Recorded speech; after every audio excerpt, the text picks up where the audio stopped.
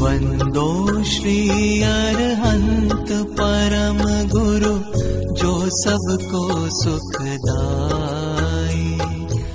इस जग में दुख जो मैं भुगते, सो तुम जानो राई। अब मैं अर्ज करूं प्रभु तुमसे, कर समाधि उर्माही। अंत समय में यह वर मांगूं, सो दीजिए जगराई।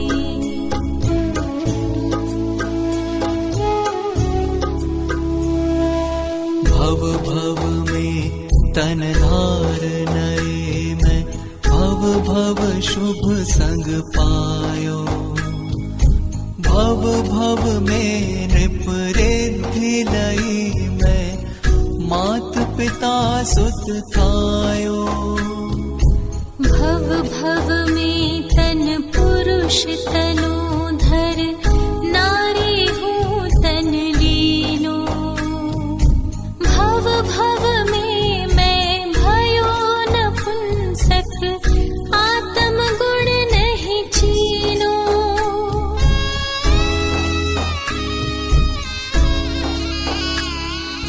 भव भव में सुर पदवी पाई, ताके सुख अति भोगे।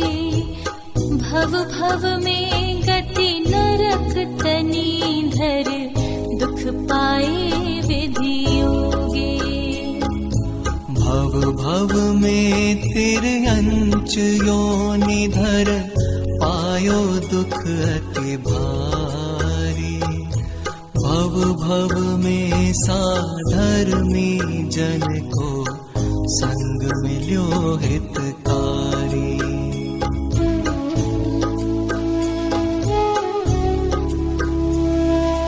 भव भव में जिन पूजन कीनी, दान सुपात्र ही दीनो। भव भव में मैं समव शरण में, देखियो जिन गुण भीनो। एति वस्तु मिली भव भव में, सम्यक गुण नहीं पायो। ना समाधि युत मरण कियो मैं, ताते जग भर मायो।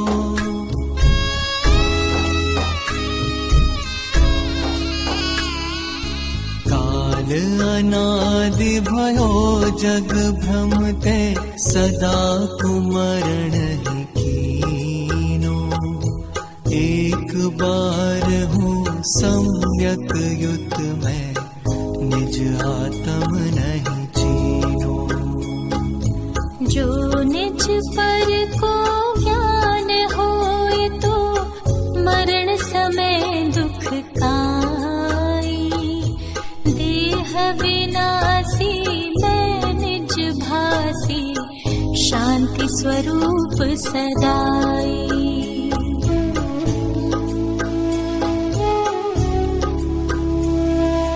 विषय कषायन के वश होकर, देह आपनो जान्यो। कर मिथ्या सरधान हिये विच, आत्म नाहि पिछान्यो। यूं कलेश ही आधार मरण कर, चारों गति भर मायो। सम्यक दर्शन ज्ञान चरण, ये हृदय में नहीं लायो।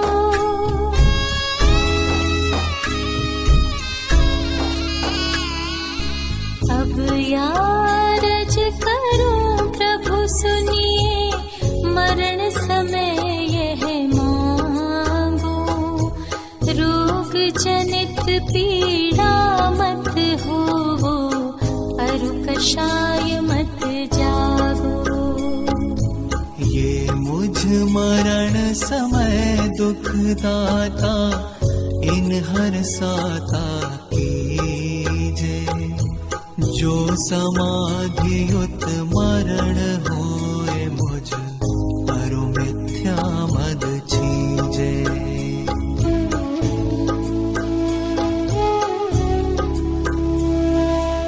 यह तन सात कुधात मई है, देखत ही घिन आवे। चर्म लपेटी ऊपर सोहे, भीतर विष्ठा पावे। अति दुर्गंध अपावन सो यह मूरख प्रीति बढ़ावे।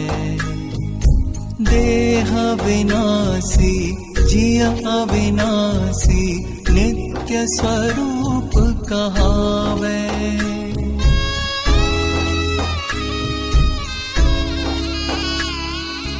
यह तन जीर्ण कुटी सम आत्म, याते प्रीति न कीजे। नूतन महल मिले जब भाई, तब या मैं क्या चीजे। मृत्यु होने से हानि कौन है, या को भय मत लावो। समता से जो देह तजोगे, तो शुभ तन तुम पावो।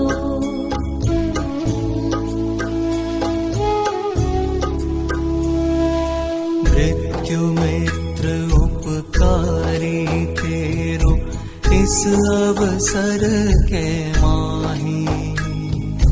जीरन तन से देत नयो यह, या समसाहो नाही। या सेति इस मृत्यु समय पर, उत्सव अति ही कीजे। क्लेश भाव को त्याग सयाने, समता भाव धरीजे।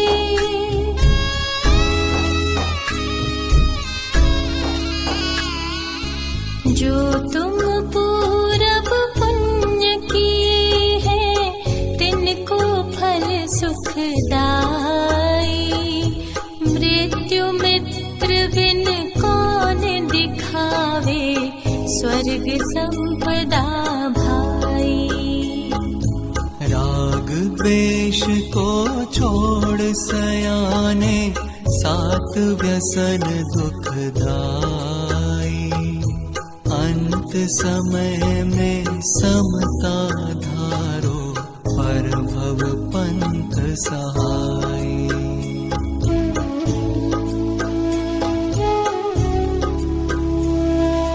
कर्म महादुठ बैरी मेरो, तासे ती दुख पावे। तन पिंजर में बंद कियो मोहि, या सो कौन छुड़ावे। भूख तृषा दुख आदि अनेकन, इस ही तन में गाढ़े। मृत्यु राज अब आय दया कर, तन पिंजर सो काढ़े।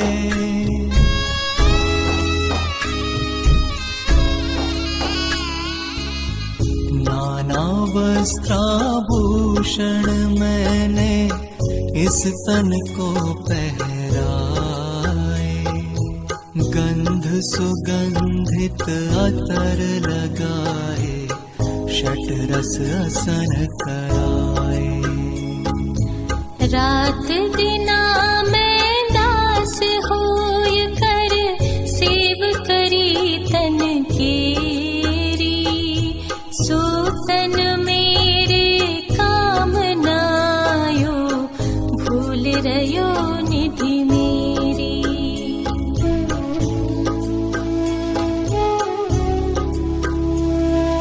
मृत्युराय को शरण पाए, तन नूतन सो पाऊं। जामै सम्यक रतन तीन लही, आठों कर्म खपाऊं। देखो तन सम और कृतघ्नि, नाहि सुया जग माही। मृत्यु समय में ये ही परिजन, सब ही है दुखदाई।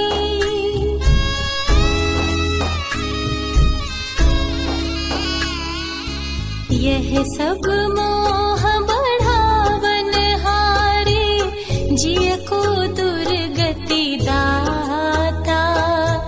इनसे ममत निवारो जियरा, जो चाहो सुख साता। मृत्यु कल्प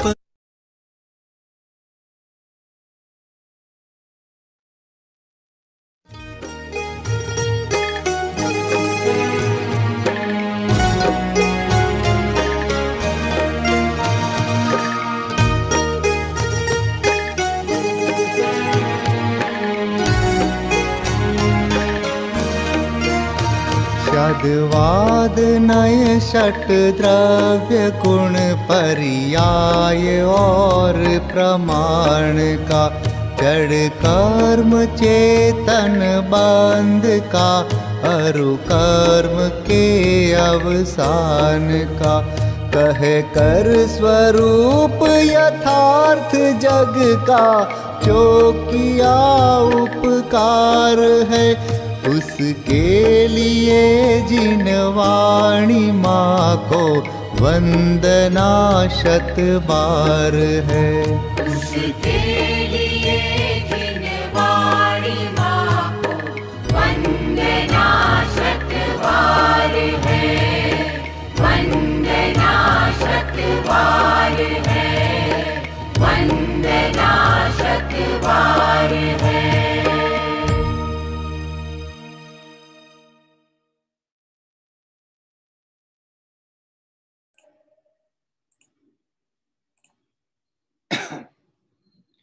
सभी साधर्मी बंधुओं को सादर जय जन्म। आइए मंगल में मंगलाचरण पूर्वक स्वाध्याय प्रारंभ करें।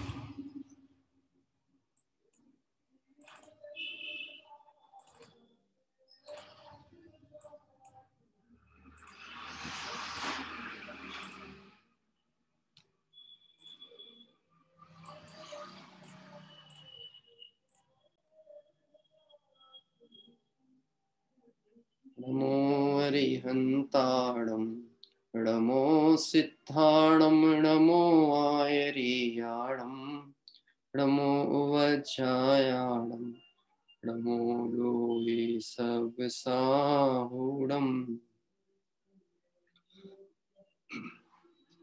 नमः तिहुवणतिलयं देवं वंदिता तिहुवणिंद परिपूज्यं वोच्छमणुपेहाओ गवीय जनानंद जननीयो। त्रिभुवन तिलक सत इंद्र वंदित देव श्री अरहंत को। कर नमन कहूँ अनुपेक्षाएं भव्य को सुख करे अहो।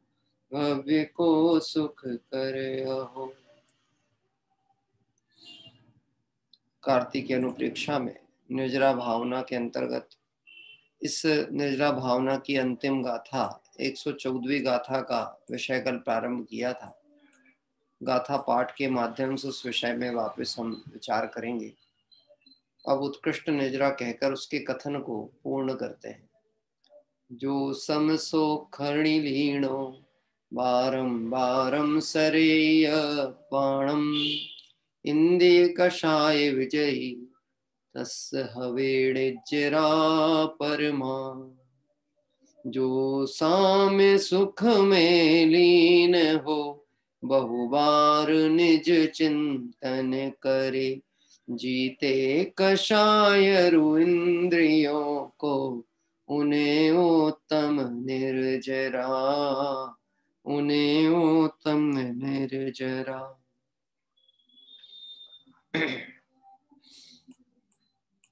अन्वयार्थ में कल इस गाथा की चर्चा में हमने विषय देखा था, जो मुनि समसोखणी लीनो वीतराग भाव रूप साम्य रूप सुख में लीन तन्मय होकर बारंबार अप्पाणम सरई, बार बार आत्मा का स्मरण अर्थात ध्यान करता है। ये देखा जाए तो परस्पर इतराश्रय रूप व्यवस्था की बात की गई है। वीतराग साम्य भाव रूप सुख में लीन होना, यह वीतराग साम्य भाव सुख उन्हीं को प्रकट होता है जो आत्मा का स्मरण और ध्यान करते हैं, क्योंकि आत्मा के ध्यान से ही समता और साम्यता प्रकट होती है। जिन्हें समता है, जिन्हें संतोष है, उन्हें ही आत्मा प्रिय लगती है और आत्मा के ही ध्यान से समता प्रकट होती है। ये दोनों अविनाभावी रूप से चलेंगे। जैसे जिन्हें अभी सांसारिक सुख को ही सच्चा सुख जो मान के चल रहे हैं, जो बाहर में ही सुख की खोज कर रहे हैं, उन्हें आत्मा के प्रति कोई विचार करने का परिणाम नहीं आता। लेकिन जो जीव यह जानते हैं कि सुख तो मेरे अंदर में ही है और आता भी अंदर से है, बाह्य पदार्थों में सुख नहीं है, ऐसे जीव विषय भोगों के पदार्थ के प्रति समता धारण करते हैं, आसक्ति को घटाते हैं और समता धारण करते हैं। तो यह समता किसके बल से प्रकट हुई है? स्व को लक्ष्य में लेने के बल से। यह निर्णय करने से कि मैं स्वयं सुख स्वरूपी हूं, ऐसा ध्यान में लेने से समता प्रकट हुई, और समता प्रकट होने से वीतराग साम्य भाव होता है। और जिसके वीतराग रूप साम्य भाव होता है, उसके बारंबार आत्मा का ध्यान स्मरण होता है, क्योंकि उपयोग है, उपयोग का कार्य है जानना देखना। अभी ज्ञान दर्शन के व्यापार को उपयोग कहा ना, जानना देखना, ये जीव का, प्रत्येक जीव का यही कार्य है, ज्ञान जानना देखना। जब तक जानने और देखने में स्वसन्मुखता नहीं है, स्व लक्ष्य में नहीं है, तब तक जानना देखना बंद तो नहीं हुआ, लेकिन परलक्षी होने से बाहर ही बाहर जाता है। लेकिन एक बार दृष्टि में स्व का स्वरूप आ जाए, अपनी परिपूर्णता ख्याल में आ जाए, तो उपयोग बाहर जाना बंद होता है और बारंबार कहाँ आता है? आत्मा में। इस आत्मा के स्मरण करने से, बार बार आत्मा का स्मरण और ध्यान करने से वीतराग भाव रूप साम्य सुख में लीनता बढ़ती चली जाती है। और जब यह कार्य होता है तो इंद्रिय कषायों को भी वह जीतता है। तो वास्तव में जीतने के लिए कुछ करना नहीं है, वहां से उपयोग हट गया तो समझ लीजिए उस पर विजय हो गई। देखिए, ये एक विधि ऐसी है, या तो हम शत्रु को परास्त करने के लिए परिश्रम करें, या फिर उसको अपनी दृष्टि से हटा दें। अगर हमने उसको अपनी दृष्टि से हटा दिया तो समझ लीजिए वो परास्त हो गया। आप जगत में समझ लेना, आपकी यदि समाज में, घर परिवार में बहुत उपेक्षा होती हो, तो सबसे अच्छा उपाय है आप उनको अपना मानना छोड़ दो। उनके प्रति जो अभी हमारी राग की कर्तव्य धारा बनती थी, उस पे से अपने उपयोग को हटा लो। क्या होने वाला है? आप जीत गए, वह स्वयं परास्त हो जाएंगे। कषाय को जब तक कषाय के कारण मिलते रहते हैं तो वृद्धि को प्राप्त होती रहती है। यानी कषाय तभी बढ़ेगी, जैसे अग्नि तभी बढ़ेगी जब उसको हवा मिलेगी। आपने बचपन में एक प्रयोग करके देखा होगा, एक मोमबत्ती रखी जाती थी चलती हुई और उसके ऊपर एक उल्टा गिलास ढांक देते थे। ध्यान है आपको? कभी विज्ञान में आपने किया होगा।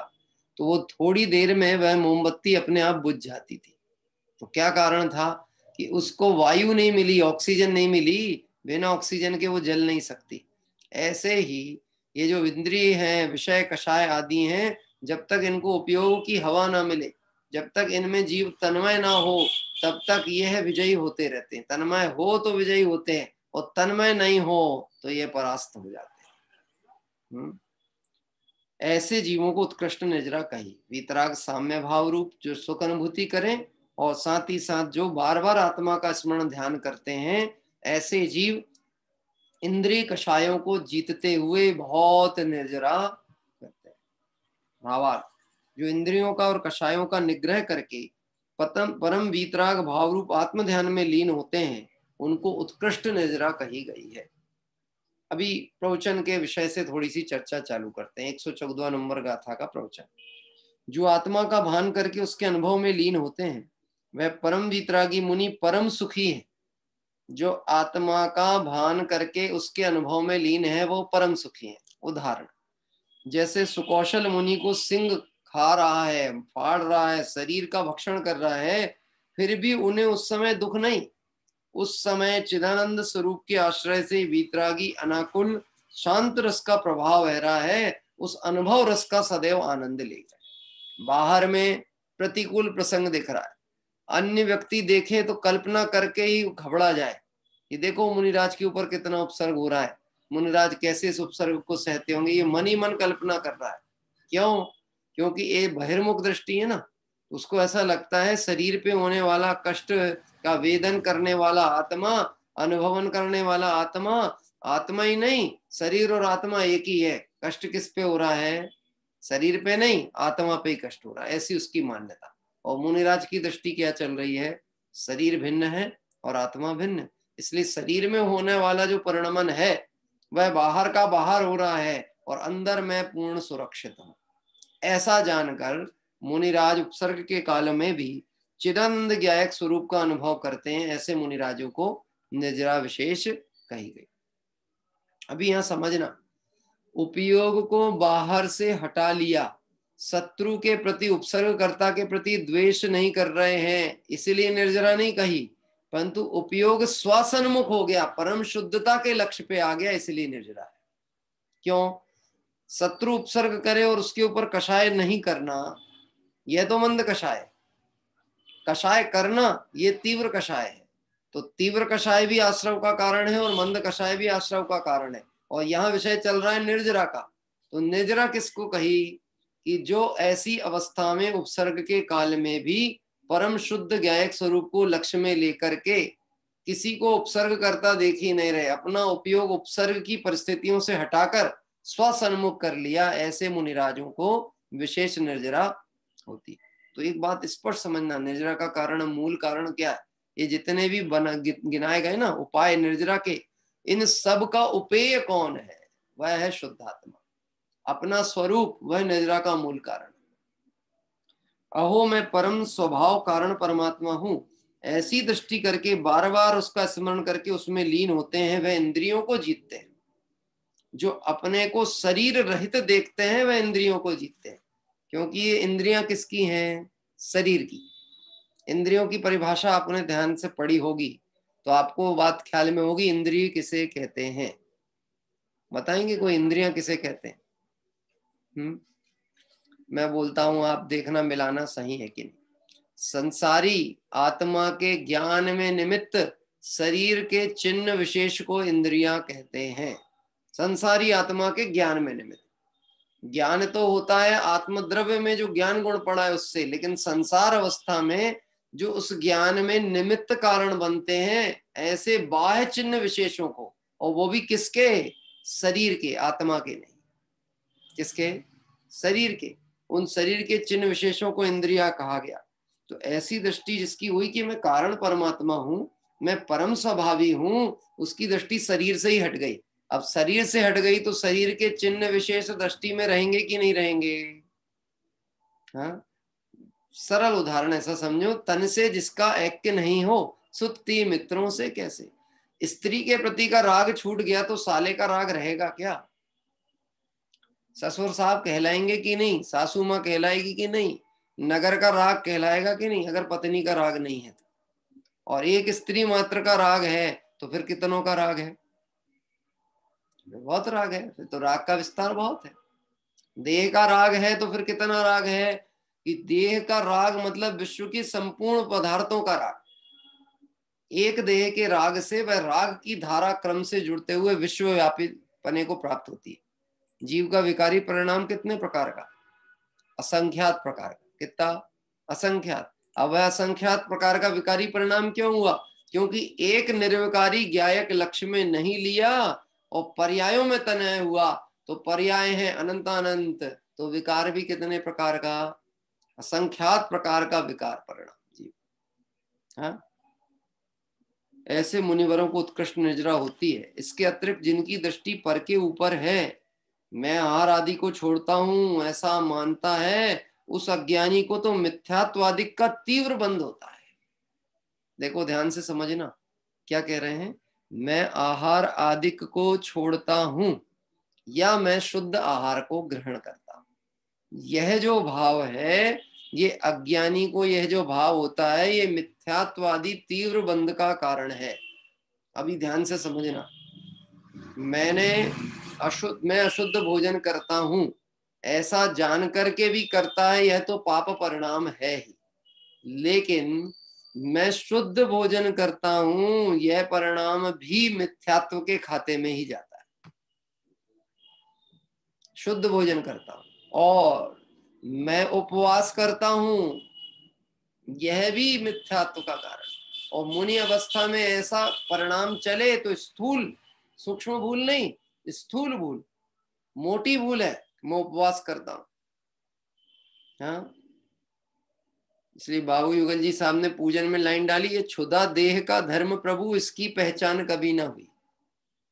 क्योंकि यदि भोजन के त्याग का नाम उपवास है और भोजन के ग्रहण करने का नाम कोई कार्य है, तो ये कार्य तो शरीर का हुआ, और त्याग भी हुआ तो शरीर ने त्यागा, आत्मा तो ग्रहण करता ही नहीं है आहार को। तो शरीर भोजन को ग्रहण करे तो मैं बोलता हूं मैंने भोजन ग्रहण किया, ये मिथ्यात्व। और शरीर में भोजन नहीं पहुंचा और मैंने कहा मैंने उपवास किया, ये भी मिथ्यात्व। बात ख्याल पड़ती सतीश जी? हाँ, मिथ्यात्व, दोनों चीज मिथ्यात्व के खाते में। और ऊंची अवस्था है, भले अज्ञानता है लेकिन पद ऊंचा लेकर के बैठा हो, ऐसे जीव को मिथ्यात्वादि का तीव्र बंध होता है। तीव्र बंध। देखो एक सामान्य मनुष्य है ना, इसके अभी ना तो धर्म के योग बहुत उत्कृष्ट परिणाम हो पा रहे हैं, ना तो पुण्य बहुत विशेष कर सकता है, और ना ही पाप बहुत निकृष्ट कर सकता है। 7वें नरक तक नहीं जाता पंचम काल का मनुष्य, क्या कह रहे हैं। लेकिन मुनि अवस्था में भ्रष्ट हो जाए तो निगोद तक चला जाए, और पुरुषार्थ कर ले तो मोक्ष भी प्राप्त करे। क्या कह रहे हैं, ऐसा गजब का खेल है परिणामों का। उत्थान करता चला जाए तो पूर्णता को प्राप्त हो जाए, और पतन की दिशा में बढ़ जाए तो वही जीव बिल्कुल निम्न स्तर तक पहुंच जाए। इसलिए यहाँ कहा मैं आहार आदि को छोड़ता हूं। ऐसा जो मानता है उस अज्ञानी को मिथ्यात्वादि का तीव्र बंध होता है, उसे निजरा नहीं होती।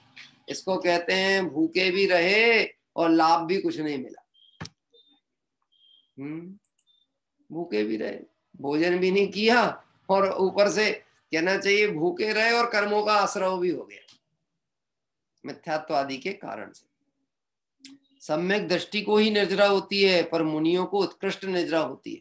क्योंकि मुनिराज, सम्यक्त सहित मुनिराज की जो भूमिका है, उनके परिणामों की उग्रता है, पुरुषार्थ की दिशा में बढ़ने वाला जो उनका प्रयास है, वो एक चतुर्थ गुण स्थानवर्ती की अपेक्षा बहुत अधिक तीव्र मात्रा में और उत्कृष्ट होता है।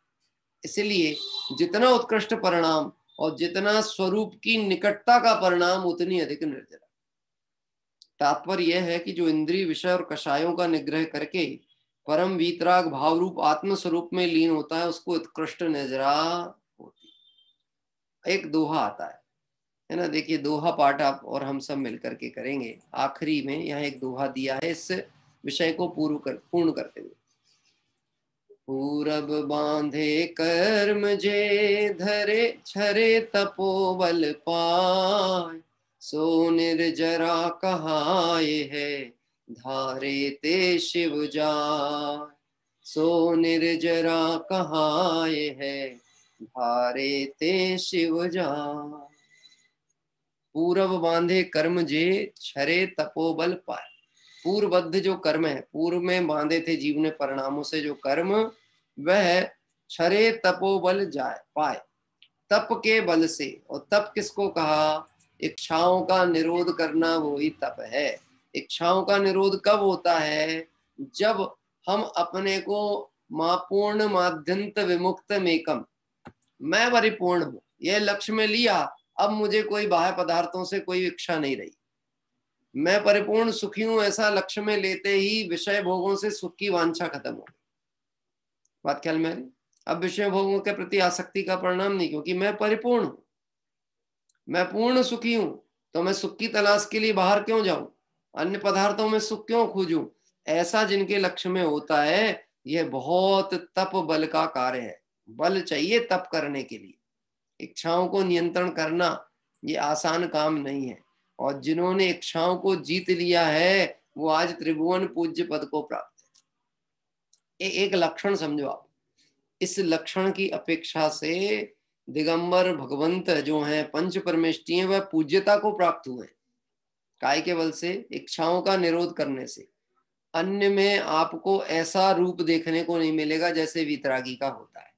उनके प्रत्यक्ष इच्छा ग्रहण दिखता है, पदार्थों का ग्रहण दिखता है, संयोगों का दिखता है, उनकी सांसारिक जीवों जैसी अवस्था दिखती है। अन्य इष्ट देवों की, अन्य मत के भगवान की जो यानी रूप है वो संसारी रागी देसियों जैसा ही है। जगत के देव सब देखे, कोई रागी कोई द्वेषी, किसी के हाथ आयुध है, किसी को नार भाती है। एक दिगंबर मुद्रावंत जो हैं उनमें ये लक्षण दिखता है। कौन सा वाला? क्षरे तपोबल पाए, उनके कर्मों का क्षय हुआ क्योंकि उन्होंने इच्छाओं का भाव कर दिया। टोडरमल जी साहब ने इसका बहुत सुंदर व्याख्यान किया है। इच्छा ही मूलतः दुख का कारण है। एक इच्छा मिटती नहीं, दूसरी पहले तैयार खड़ी है। और संसारी के जिसके जितनी इच्छा उसको उतना दुख, जिसके जितनी इच्छा की कमी हुई है वो उतना सुखी। सुख पावे संतोषी प्राणी। तो दिगंबर मुनिराज के तो विषयों की आशा नहीं, इच्छा तो छोड़ो, आशा नहीं, अपेक्षा ही नहीं उनको विषयों से। जगत से कोई अपेक्षा नहीं है, बाह्य पदार्थों से अपेक्षा नहीं है, अरे शरीर से कोई आशा नहीं है। कि ये साथ देगा कि नहीं देगा, अनुकूल परिणमेगा कि नहीं परिणमेगा, क्योंकि वो जानते हैं ये परद्रव्य है, इसका परिणमन स्वतंत्र है, मेरा परिणमन स्वतंत्र है। ऐसा जानकर जो इच्छा रूपी बल का यानी तप के बल से इच्छाओं का अभाव कर लेते हैं, सो निर्जरा कहाय है, धारे ते शिव जाए, उसे ही निर्जरा कहा। और जो उसे धारण करते हैं वह शिव यानी मोक्ष को प्राप्त करते हैं। इस तरह निर्जरा के स्वरूप की चर्चा अभी यहाँ हुई। एक दो पंक्तियां आगे और लिखी हैं। पूर्व में मिथ्यात्वादिक भाव से जो कर्म बंधे थे वह चिदानंद स्वरूप का भान करके उसमें एकाग्रता रूप तप द्वारा खिर जाते हैं। पूर्वबद्ध जो कर्म है कि वो बंध गए थे, वो तो एक समय की पर्याय थी, उस समय का परिणाम था, उस अनुसार कर्म बंधे। अभी समझना, अनंत संसार परिभ्रमण की भ्रमणा में इस जीव को कर्म बंध की प्रक्रिया निरंतर चल रही है। निर्जरा भी हो रही है पर कर्म बंध भी हो रहा है। क्यों हो रहा है? वही बात समझना, वो सकाम अकाम निर्जरा की जो चर्चा पहले कर ली थी कि ऐसी निर्जरा जो कि कर्म का उदय काल पूर्ण हो और वह कर्म निर्जित रहो, उसे निर्जरा नहीं कहा। क्योंकि उदय के आने पर और कर्म के निर्जरा के काल में जब वो उदय में आते हैं तो अज्ञानी उसमें तन्मय होकर नवीन कर्मों का आश्रय करता है, इसलिए उसको निर्जरा नहीं कहा। निर्जरा किसको कहा? जो अंतर तप बल के माध्यम से कर्मों को उदय में आने से पूर्व खिरा दे, या फिर यदि उदय में आ भी गए हो तब भी उसमें तन्मय ना हो, ऐसे मुनि भगवंतों को, ऐसे ज्ञानियों को ही निर्जरा कही जाती है। तो पूर्व में जो मिथ्यात्वादिक कर्म बंधे थे वह चिदानंद स्वभाव का भान करके उसमें एकाग्रता रूप तप द्वारा खिर जाते हैं, इसे निर्जरा कहते हैं। जो जीव ऐसी निर्जरा को धारण करता है वह मोक्ष को प्राप्त करता है। कैसी निर्जरा को धारण करता है? अपने स्वरूप के ध्यान पूर्वक अपने स्वरूप में एकाग्रता रूप परिणाम जो बनाता है वह निर्जरा को प्राप्त होता है। इस तरह से यहाँ पे निर्जरा भावना की चर्चा आज हमारी यहाँ पूर्ण हुई है। लेकिन मेरा मन होता है कि कुछ विशेष चर्चा थोड़ी सी हम मोक्ष मार्ग प्रकाशक के आधार से भी समझें, जो इस निर्जरा भावना को और पुष्ट करने वाली है। ये मूल विषय है, इन विषयों में जरा सी भी भ्रांति अंदर में रह जाती है तो निश्चित समझ लेना। देखो, अशुभ को सारा जगत कह रहा अशुभ है, पाप को सारा जगत कह रहा पाप है, पर अटकते कहाँ है? पुण्य को धर्म मान के अटके पड़े। इसलिए उसको कहा जाता है यह भ्रांति है। इस भ्रांति का उन्मूलन होगा तत्वाभ्यास से। क्या गजब की बात है। आप कर्णानियों के विषय में कहीं कोई संख्या शब्द में विपरीत बोल जाओ, गलत बोल जाओ, अज्ञानता में ज्ञान नहीं हो, अरे गुण स्थान की व्याख्या करते में कहीं चूक जाओ तो इतना नुकसान कुछ नहीं होने वाला। लेकिन मूल में भूल पड़ी रहेगी तो काम से रुच नहीं होने वाला। इसका अर्थ कदापि ये नहीं निकालना कि कोई हम क्षय उपशम ज्ञान की कमी को कहना चाहिए आशीर्वाद दे रहे हैं या प्रोत्साहन दे रहे हैं, ऐसा बिल्कुल अर्थ नहीं है। लेकिन ये कहना चाह रहे हैं प्रयोजन भूत का निर्णय सम्यक होना चाहिए। और ये सब क्या है? जीवादि प्रयोजन भूत तत्व। तो ये निर्जरा भावना भी क्या है? प्रयोजन भूत भावना है। इसलिए इस विषय को थोड़ा सा पढ़ेंगे। बड़ा सरल विषय है, अच्छा विषय है, और जितनी अच्छी व्याख्या आप लोगों ने पढ़ा भी होगा। अपन तो अनुप्रेक्षा कर रहे हैं। अनुप्रेक्षा मतलब पुनरावृत्ति। और जितनी जितनी बार पढ़ते हैं तो वैराग्य की वृद्धि होती है और विशेष विशेष रस निकल के उसमें आता है। देखो एक उदाहरण समझो आप। गन्ने से रस निकलते देखा आपने? गन्ने से रस निकलते हुए वो जो हाथ में ठेले में रस निकालते हैं ना, वह पहले एक बार गन्ने को डालते हैं, फिर निकला, फिर उसको मोड़ करके फिर डाला, फिर डाला, फिर डाला, 5, 6, 7 बार डालते हैं। बोलो किस अपेक्षा, किस आशा से डालते हैं कि जितना भी रस हो वो पूरा निकल के आए। और आता है कि नहीं आता? थोड़ा ना थोड़ा तो आता ही रहता है ना, आता ही है ना। ऐसे ये अनुप्रेक्षा है, ये भावनाएं हैं। इन भावनाओं को जितना घोटेंगे उतना उसमें से माल मिलेगा। निजरा तत्व का अन्यथा स्वरूप ये मोक्ष मार्ग प्रकाशक में 7वें अधिकार में आया है। कुछ विषय लेने का प्रयास करेंगे। विषय भी थोड़ा 2-3 प्रश्नों का है, पर समझ में आए इस दृष्टिकोण से इसको आज मन लिया है। क्योंकि अब इसके बाद तो लोक भावना बहुत लंबी है, और लोक भावना में जितनी चर्चा है, पहले तो उसमें ये सब कर्णानियों के पक्ष की तरफ से भी विषय आने वाला है। कैसा है विश्व की व्यवस्था, कैसी है, ऊपर क्या है, नीचे क्या है, स्वर्ग कहाँ है, नरक कहाँ है, ये सब चर्चाएं आएंगी। उसके पहले हम निर्जरा की बात को पक्की करते हुए आगे बढ़े। तथा अभी आप सिर्फ ध्यान से सुनिएगा, है ना। अगर पुस्तक हो तो रख लीजिएगा, नहीं हो तो कोई बात नहीं।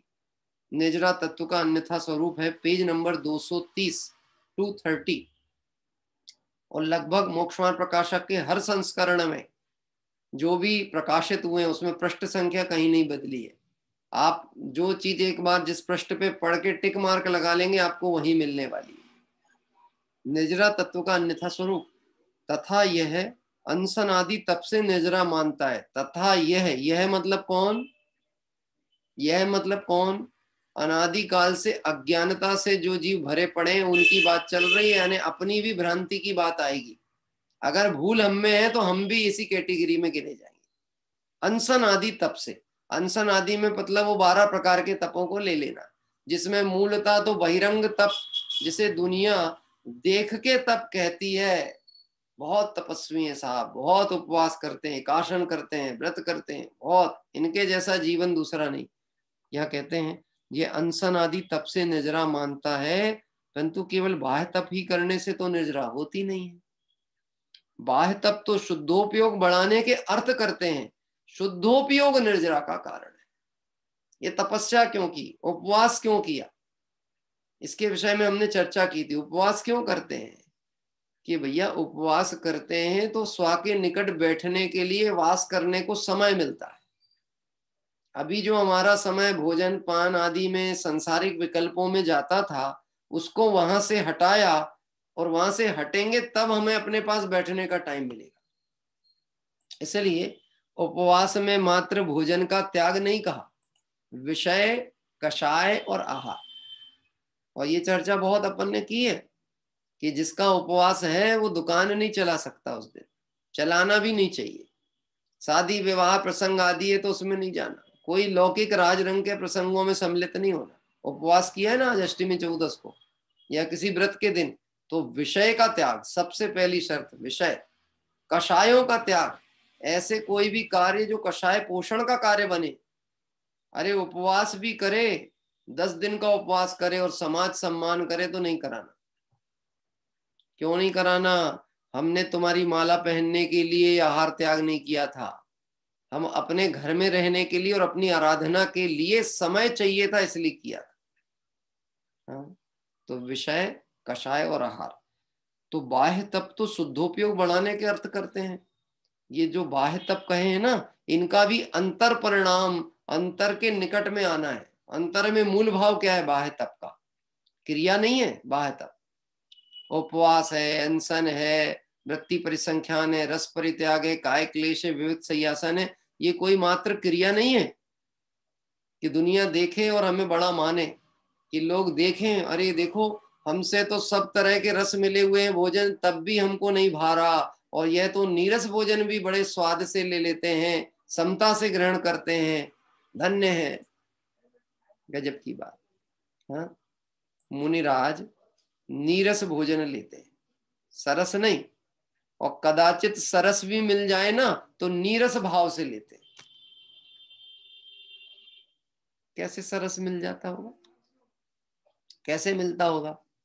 हाँ, देखो मुनिराज के तो आहार कोई भी करा सकता है ना, जो भी उत्कृष्ट श्रावक है या जो श्रावकोचित जीवन जिसका है, जो अपने स्वयं के लिए शुद्ध आहार बनाता हो, मर्यादित आहार बनाता हो, और वो नवदा भक्ति पूर्वक मुनिराज को पड़ गया है, और मुनिराज को उसमें दातार के सभी लक्षण दिखें, तो उनके आहार हो सकता है मुनिराज का। अब वह राजा भी हो सकता है और एक सामान्य नागरिक रंक भी हो सकता है। अब एक सामान्य व्यक्ति, जैसे आप हम मध्यम वर्गीय व्यक्ति की बात कहें, तो मध्यम व्यक्ति क्या प्रतिदिन हलवाई पूड़ी खाते होंगे? हैं? 10 तरह की चटनियां बनती होंगी क्या? हैं? कि नहीं, सादा भोजन, एक दाल सब्जी रोटी जो उनकी है मूल आवश्यकता, वो उतनी व्यवस्था बनाए। और कोई मान लो अच्छा संपन्न व्यक्ति है, राजा आदि है, उसके यहाँ व्यंजनों की संख्या अधिक हो सकती है। अब मान लो उसने विधि पूर्वक आहार कराया, तो मुनिराज को वो मुनिराज के निमित्त वाला आहार तो दे ही नहीं रहा है, वो तो दे वही आहार रहा है जो उसने अपने लिए बनाया था। तो आहार कैसा बनाया होगा उसने? सरस की नीरस? कैसा बनाया होगा? राजा है ना, अच्छा संपन्न है, तो कैसा बनेगा आहार? सरस। अब मुनिराज को संविभाग व्रत में वो आहार देगा, तो मुनिराज उस सरस आहार को लेंगे तो सही, लेकिन कैसे लेंगे? नीरस भाव से। और किसी सामान्य श्रावक के घर में सादा उबली दाल बिना नमक की हाथ में आई, तो कैसे लेंगे? कि अब बहुत नीरसता आई साहब, रस ही नहीं है, अभी तो नमक ही नहीं पड़ा है, एक टाइम तो खाना है, वो भी ढंग का नहीं है, हैं? कि उसको भी नीरस भाव से। कैसे नीरस भाव से? उसमें रस ही नहीं है, उनको रस उनका इधर पड़ा हुआ है, इसलिए उनको बाहर में रस है कि नहीं है इससे कोई विकल्प नहीं। तो बाह्य तप जो होते हैं वो शुद्धोपयोग बढ़ाने के अर्थ होते हैं। किसके लिए है? शुद्धोपयोग की वृद्धि हो, ना कि उपयोग उनमें अटक जाए तपों में। हाँ, ये उल्लेख इसमें आगे और चर्चा आने वाली है कि वो एक ऋषभ देव भगवान के अलावा 23 तीर्थंकर ने तो 2 ही उपवास किए थे। क्या कह रहे हैं? बाकी ने तो 2 ही किए थे। तो ज्यादा पुरुषार्थी और ज्यादा उपवास करने वाले कहना चाहिए वो कौन कहलाएंगे? योगीश्वर किसको कहेंगे? एक आदिनाथ के अलावा कोई योगीश्वर नहीं कहलाए। हाँ, और भरत चक्रवर्ती ने तो कुछ ही नहीं किए। हाँ, बैठे बैठे मोक्ष चले गए। दुनिया की दृष्टि बहुत विचित्र है। वो उग्र पुरुषार्थ और मंद पुरुषार्थ और पुरुषार्थ की विपरीतता ये समझ ही नहीं पाते। देखिए, दिगंबर मुनिराज को भी इस दृष्टि से देखना, अरे देखो कितना कष्ट सह रहे हैं, ठंड के दिन में भी निर्वस्त्र रह रहे हैं, गर्मी के दिनों में भी उष्णता को सह रहे हैं, बिना आहार पानी के रह लेते हैं, उपसर्ग में भी समता धारण करते हैं। ये ऐसा मानना ये मुनि का सच्चा मानना नहीं है। यह तो कोई जीव मंद कषाय में भी ऐसा कर सकता है। क्या कह रहे हैं? सबकी उल्लेख है, चर्चा समझने की बहुत आवश्यकता है। भ्रमित कहाँ होते हैं हम? सादृश्यता में भ्रमित हो जाते हैं। मंद कषाय को धर्म मान के ज्यादा परेशान है। क्या? जो व्यक्ति के जीवन में भूल है और जो भूल को भूल मानता है उसके सुधरने के पूरे चांस है, परंतु जो भूल को ही धर्म मान के बैठा है उसके पलटने के बहुत कम अवसर है। नहीं है ऐसा तो नहीं कहेंगे, जब आएगा अवसर तो वो भी पलट सकता है, लेकिन चांस बहुत कम है। क्या कह रहे हैं? बहुत कम है। यानी इसका मतलब है खतरे में वो लोग ज्यादा कहलाएंगे जो कहना चाहिए धर्म के निकट तो आ जाएं पर धर्म के स्वरूप को ना समझ पाए। जो विषय भोगों में लगे हुए हैं उनको सुधरने के चांस ज्यादा है। कैसी बात पंडित जी, कैसी कैसी विपरीत विपरीत बातें करते हो। धर्म के निकट वालों के खतरे ज्यादा हैं और धर्म से दूर वाले सुधर सकते हैं। मैं ये कहाँ कह रहा हूं उनको खतरा कम है, पर उनके सुधरने के अवसर इसलिए ज्यादा हो सकते हैं यदि वह उस दोष को दोष मानते हैं। कमजोरी वसात हो भी रहा हो तो भी ऐसा मानते हैं यह भूल है। क्या सुनना, कीजिए शक्ति प्रमाण शक्ति बिना श्रद्धा धरे। अपनी शक्ति अनुसार अवश्य करना चाहिए, श्रावकोचित क्रिया करना चाहिए, व्रत उपवास आदि का पालन करना चाहिए। और नहीं होता हो, शरीर का साथ नहीं हो पाता हो, प्रमाद ज्यादा होता हो, या शिथिलता शरीर में है और नहीं उपयोग टिकता हो, तो वो 2 बार आहार भी ले, लेकिन बाकी समय उपयोग को धर्माराधना में लगाए और अपने इस परिणाम की आलोचना भी रखे कि अरे मेरी सहनन सामर्थ्य नहीं इसलिए नहीं कर पाता, लेकिन मार्ग तो ये अच्छा है। ऐसा करे, ऐसे जीव को स्वासन्मुखता के बल से निर्जरा विशेष कर। यदि बाह्य दुख सहना ही निर्जरा का कारण हो तो तिर्यंच आदि के बीच भूख त्रसादी सहते। यदि किसी के भूखे रहने का नाम उपवास है तो हमसे ज्यादा उपवास तो तिर्यंच गति के जीवों का होता होगा, क्योंकि उनको तो कुछ मिल ही नहीं रहा है। कितने ही लावारिस की तरह घूमते रहते हैं। कोई बिरले पशु घर में जिन्हें पालते होंगे लोग, उनकी कदाचित कोई व्यवस्था कर दे, और कर भी दे और ना भी करे। हाँ, कर भी दे और ना भी करे। ये सब चित्र आपने देखा होगा प्रथम ढाल में, 6 ढाला में बने हैं। बद बंधन आदिक दुख घने, कोटि जीवते जात न बने। अब मान लो कहीं पर जहां पे उनका सार होती, जहां बांध देते हैं पशुओं को, अब वहां आग लग जाए तो मालिक तो अपनी जान बचा के भग जाए, पर उन्हें कौन बचाए। बाढ़ आ जाए और बाढ़ में बह जाए, कौन उनकी रक्षा करने आ रहा है। क्या कह रहा है, प्रत्यक्ष मनुष्य तो उनका महाशत्रु है, कषाय से भरा हुआ, हिंसा वाला करने वाला, वो तो हमेशा मारने के लिए उतारू पड़ा हुआ है। अब यहाँ कहते हैं यदि दुख सहना ही निर्जरा का कारण हो तो तिर्यंच आदि गति के जीवों को तो बहुत भूख तरसा आदि के कष्ट होते हैं, इस हिसाब से वो है बहुत धर्मात्मा हुए। तब वह कहता है वह तो पराधीनता से सहते हैं।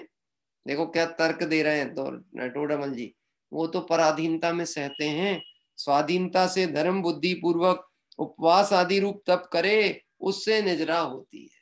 उनको खाने नहीं मिलता है इसलिए उनको हम कह सकते हैं कि उनको कष्ट सहना पड़े। हमारे पास तो है ना, हमारे पास तो है, उसके बाद हम नहीं खा रहे हैं, ये कोई छोटी बात है। यानी मैं अपनी भाषा में बात कह रहा हूं उस व्यक्ति के प्रश्न को जो टोडरमल जी पूछ रहे हैं।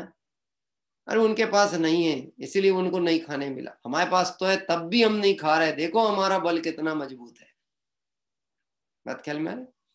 समाधान, धर्म बुद्धि से बाह्य उपवास तो किए और वहां उपयोग अशुभ शुभ और शुद्ध रूप जैसा परिणमित हो वैसा परिणमो। यदि बहुत उपवास आदि करने से बहुत निजरा हो, थोड़े करने से थोड़ी निजरा हो, ऐसा नियम ठहरे, तब तो उपवास आदि की ही मुख्य निजरा का कारण ठहरेगा। बहुत उपवास से बहुत निजरा, थोड़े उपवास से थोड़ी निजरा, इसका मतलब उपवास करने से ही निर्जरा।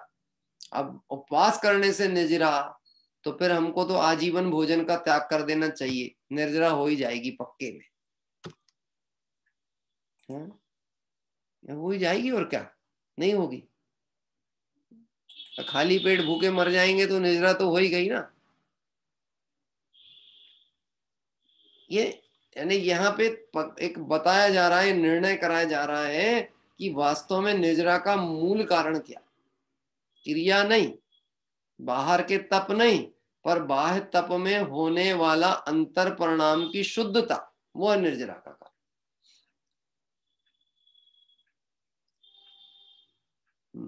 यदि बहुत उपवास करने से बहुत निर्जरा हो, थोड़ा करने से थोड़ी निर्जरा हो, ऐसा नियम ठहरे, तब तो उपवास आदिक, आदिक में अन्य सभी तप लगा लेना, उपवास आदिक ही मुख्य निर्जरा का कारण ठहरेगा। सो तो बनता नहीं। परिणाम दुष्ट होने पर उपवास आदिक से निर्जरा होना कैसे संभव है। परिणाम दुष्ट है, भूखा बैठा है और कषाय से जल रहा है, खाली पेट वालों को गुस्सा ज्यादा आ रही और भरे पेट वाले शांति से सबको समझा रहे हैं। हाँ? एक तो हमारा उपवास है और तुम है कि इधर ही बैठ करके खाने के टिफिन खोल के बैठ गए, थोड़ी समझ में तो आना चाहिए कि हमारा उपवास है, थोड़ा दूर नहीं बैठ सकते थे? आज ही के दिन खाना था, आज ही मिठाई बनाना थी, हैं? और एक तो हमारा खाली पेट है, तुम हमारा दिमाग खराब मत करो। मान लो कोई उपवासा व्यक्ति मंदिर में आए और आकर के सीधे पंखा के नीचे या दीवार से टिक के बैठ जाए और नींद का झोंका लेने लगे और किसी ने उसको हिला दिया थोड़ा सा, किस बात के लिए? हाँ, अरे भैया प्रवचन चल रहा, नींद आ रही है आपको? इतना बार पूछ रहे हैं, भैया सो मत, अच्छा नहीं लगता, साधना दोष है, ऐसा बोल के देखो आप, फिर क्या होता है? हाँ, फिर क्या होगा? हाँ, तुम करके देखो उपवास, फिर तुमको पता चलेगा। क्या खा पी के आ गए और बड़े आत्मा की बात कर रहे हो? अब मैं आपसे पूछता हूँ, वो खा पी के आकर के बड़े आत्मा की बात कर रहा है, तुम खाली पेट बैठ करके कषाय की बात कर रहे हो, ऐसे परिणामों से तो निर्जरा नहीं होती होगी। है लोगों को क्या भ्रांति हो जाती है, बड़े बातें ऊंची ऊंची करते हैं, करते तो कुछ है नहीं, बात ही बात भर करते हैं। और वो ऐसे हैं, एक पक्ष ऐसा है, करते तो बहुत हैं पर बात ना समझते हैं, ना बात काम की करते हैं, करते बहुत। श्वेतांबर आदि मतों में बहुत व्रत उपवास करते हैं। गुरुदेव जी ने प्रवचनों में व्याख्यान किया, अपन ने भी देखा होगा, श्वेतांबरों में बड़े कठोर उपवास करते हैं, व्रत बहुत करते हैं। हो सकता दिगंबरों से ज्यादा हो, परंतु भूल कहाँ पड़ी रह जाती है, बस मूल में भूल पड़ी रहती है। ये इसकी व्याख्या कर रहे हैं, क्या कर रहे हैं? उपवास करे या एकासन करे, अब 1 बजा ले 2 बजा ले, काहे के लिए कि एक टाइम भोजन करना है। अब सुबह से भूखे पेट हैं, मंदिर में पहले तो 12 बजे तक बैठ करके पूजा पाठ की। हम ये सब पाप किया ऐसा नहीं कह रहे, बैठे 12-1 बजे तक ये पढ़ा वो पढ़ा, ग्रंथ पढ़े, ऐसे तैसे यदा यत्र तत्र समय पूर्ण किया और फिर आए। अब शरीर तो शरीर है, उसका सहनन शरीर के अनुसार चलता है। अब शरीर में कमजोरी लगी, अंदर से वेदना चालू हो गई, तो वो वेदना मन में आई और मन से फिर वचनों में अभिव्यक्त होना चालू हो गई। कि हम एक तो 12 बजे लौट के आए। अब समझना, एक मैं आपसे बात कह रहा हूँ, सासू माँ से कहूंगा कि अगर आप उपवास करते हो तो बहुत अच्छी बात है, आपके इस परिणाम की अनुमोदना, लेकिन बहू के ऊपर हावी मत होना। हाँ, शांति बाई हो तो शांति बाई रहना, ज्वाला बाई मत बनना घर आके। कि वो आके का कछु करके नहीं रखी, 12 बज गए हैं, खुद तो मंदिर नहीं जाती, हम धर्म करते तो हमें सहयोग भी नहीं कर सकते, इतना बड़ा खराब जमाना आ गया है। मैं आपसे पूछता हूँ, वो सोचते हैं धर्म करके करेंगे क्या, जे करके कर क्या रही हैं? अब समझ रहे हो उनके मन में क्या विचार आता है? ये मंदिर से आके कसाय कर रही, तो इससे अच्छा मंदिर मत जाओ। व्यक्ति के व्यक्तित्व से धर्म की प्रभावना होती है। क्या व्यक्ति का व्यक्तित्व धर्म की प्रभावना का कारण है? आपका जीवन कैसा होगा उसके हिसाब से जैनत्व की पहचान निर्धारित होगी। हमारा जीवन यदि प्रामाणिक होगा, मर्यादित होगा, संयमित होगा, तो अन्य लोगों को भी उस संयम की भावना का अनुमोदन करने का परिणाम आएगा। अब कुछ लोगों को ऐसी समस्या लगती है, भैया हम भी तो यही जिनवाणी पढ़ रहे हैं, हम भी तो यही बात करते, लोग हमारी क्यों नहीं सुनना चाहते, उनकी सबरे सुनना चाहते हैं। ये भी एक बहुत बड़ी समस्या है। पहली बात तो तुम ये मन से भ्रांति निकाल दो कि हमारी कोई नहीं सुनता और उनकी सुनता है। जो भी सुन रहे हैं वो वीतरागी की सुन रहे हैं, रागियों की तो सुनना ही नहीं चाहिए। वैसे सच्ची बात तो ये है, क्योंकि रागी राग द्वेष के अलावा कोई चर्चा ही नहीं करना। हमारी क्यों नहीं सुनते, हमारी क्यों नहीं, हम भी तो यही बात कहते हैं, तत्व ही की तो बात कहते हैं। विचार करो, आपका जीवन शैली कैसी है, उस जीवन शैली का प्रभाव और वह आपके वचनों के साथ में मैच करने वाला है। दिगंबर मुनिराज के लिए पंक्ति डालें, निर्वस्त्र दिगंबर काया से ही प्रकट हो रहा अंतर्मन। वहां मुनिराज सतत उपदेश नहीं दे रहे हैं, वचन व्यवहार तो होता ही नहीं है, भाषा समिति के धारक हैं, अल्प बोलते हैं और नहीं तो बोलते भी नहीं है। लेकिन नहीं बोलते हुए भी कुछ बोल रहे हैं कि नहीं बोल रहे हैं? नहीं कहते हुए भी उपदेश हो रहा है कि नहीं हो रहा है? ये हो रहा है। वह जो समता और शांति की निधियां निरंतर बांट रहे हैं, उनको देखने मात्र से व्यक्ति को लगता है मार्ग तो इसको कहते हैं। मैंने आपको बताया था ना, पिताजी ने जब, उनको गुजराती तो आती नहीं थी शुरू में, यानी भाषा ज्ञान नहीं था। जब पहली बार गुरुदेव को सुना था ना, तो कुछ पल्ले नहीं पड़ा था। सिर्फ ये देख के आए थे कि इतना बड़ा जन समुदाय शांति से क्यों बैठा, क्या सिर्फ यही देख के आए थे। और बस बाकी सब लोग ये बात कहते, प्रमाण वचन गुरुदेव बरोबर छे, बरोबर छे। इतना ही पर समझ में आया था, प्रमाण वचन और बरोबर, बाकी कुछ नहीं समझ में आया। लेकिन इतना जरूर समझ में आया था, कोई बात ऐसी है जो लोगों को जमती है और प्रेम से कही गई है और अपने हित की दृष्टि से कही गई है, अपने लिए की जा रही है और पसंद इनको आ रही है। क्या कह रहे हैं? पसंद सबको आ रही है और की किसके लिए जा रही है? अपने लिए। बस इतना ही समझ में आया था पहली बार। पर वो जिज्ञासा थी ना, तो भाषा भी सीखी। इतनी अच्छी पकड़ हो गई थी पिताजी की गुजराती में प्रवचन भी करते थे, लिखते भी थे, सब मतलब उनकी बहुत अच्छी पकड़ हुई थी। क्यों? क्योंकि वह व्यक्ति का व्यक्तित्व प्रभाव का कारण बनता है। यहां देखो कह रहे हैं, धर्म बुद्धि से बाह्य उपवास आदि तो किए, वहां उपयोग अशुभ शुभ रूप हुआ। हाँ, ये बात हो गई थी। परिणाम दुष्ट होने पर उपवास आदि से निजरा होना कैसे संभव है? क्योंकि निजरा का मूल कारण तो परिणामों की शुद्धि है, और परिणामों की शुद्धि शुद्ध ज्ञायक के लक्ष्य से होती है, बाह्य विकल्पों से नहीं होती। पूजा करने का भाव और पूजा के में छुपे हुए भावों का विचार, ये दो अलग अलग क्रिया है। पूजा करने का भाव शुभ भाव, भगवंतों की पूजा भक्ति करने का भाव शुभ भाव, और उस पूजा में जिस गुण के चिंतन किया गया है उससे अपना मिलान करना, यानी अपने शुद्धता स्वरूप के निकट पहुंचना। किसके निकट पहुंचना? अपने निकट पहुंचना। यह शुद्ध भाव का चरण है। एक तो ऐसा है कि आप रोज पूजा पढ़ें 3, और एक ऐसा है कि आप एक पूजा पढ़ें या 2 पूजा पढ़ें, और वह जो समय एक पूजन का बचा है उसमें उसका भाव विचार करें, साथ साथ उसका भाव व्याख्यान करें, उसका विशेष लाभ आपको होने वाला है। मैं देखो आपको एक प्रैक्टिकली अभी बताता हूं। अभी हम सुबह पूजन पढ़ते हैं, उस समय हमारा भक्ति का राग भी साथ में चलता है, जिनेंद्र भगवान का गुण चिंतन भी चलता है। मतलब विकल्प जो है, उपयोग जो है, वो चंचल रूपता को लिए है। और अभी स्वाध्याय कर रहे हैं, इस स्वाध्याय के काल में आप पूजन की कोई भी पंक्ति पढ़ना, कोई भी पंक्ति पढ़े। हाँ, जब जग विषयों में रच पच कर गाफिल निद्रा में सोता हो, अथवा वह शिव के निष्कंटक पथ में विषकंटक बोता हो।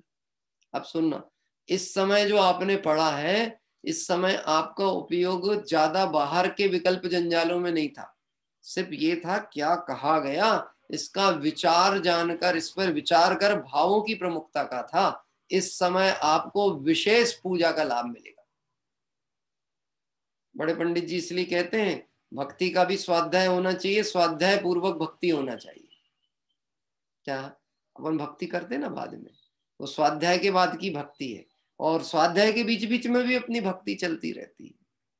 मतलब क्या, जो पढ़ा है सुना है उसका विचार चिंतन मनन हो, उसके भाव को पकड़े तो प्रयोजन की सिद्धि हो।